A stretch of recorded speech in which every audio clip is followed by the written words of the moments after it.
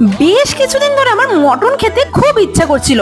ভাবলাম না, মটনটা খেয়েই নি, এরপরে যদি আবার না খেতে পারি থাকি চাই না থাকি যাই হোক, তোমাদের সাথে এই মটনের রেসিপিটা আমি শেয়ার করব, তার সাথে আজকে আমি কিছু গল্পও করব।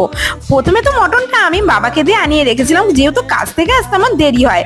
আর তারপরে বাবাকেই বলে রেখেছিলাম মটনটা যেন একটু ম্যারিনেট করে রাখে মশলা দিয়ে। তো এখানে কিছু গুঁড়ো মশলা, টক দই, নুন, হলুদ, তেল দিয়ে বাবা ম্যারিনেট করে রেখেছিল। আমি আসার পর আলুগুলো কেটে ভেজে নিয়েছিলাম, তারপরে মটনটা ভালোভাবে কষিয়ে এই আলুগুলো দিয়ে দিয়েছিলাম, তারপরে জল দিয়ে গরম জল দিয়েছিলাম, দেওয়ার পর ভালো করে ফুটতে দিয়েছিলাম। আর মটন রান্না করতে তো একটু দেরি হয়, কারণ মটনটা সেদ্ধ হতে অনেকটা টাইম লেগে যায়। কিন্তু তারপরে যখন কমপ্লিট হলো রান্নাটা, চেখে দেখলাম কিন্তু দারুণ হয়েছিল গাইস। যাই হোক, কাজ থেকে তো চলে এসেছি আর মটনটাও রান্না কমপ্লিট, কিন্তু মটন রান্না করতে করতে আমার তো এখন বাজে রাত 1টা। কিন্তু কি আর করা যাবে, মটন বলে কথা, খিদে তো ডবল পেয়ে গিয়েছে।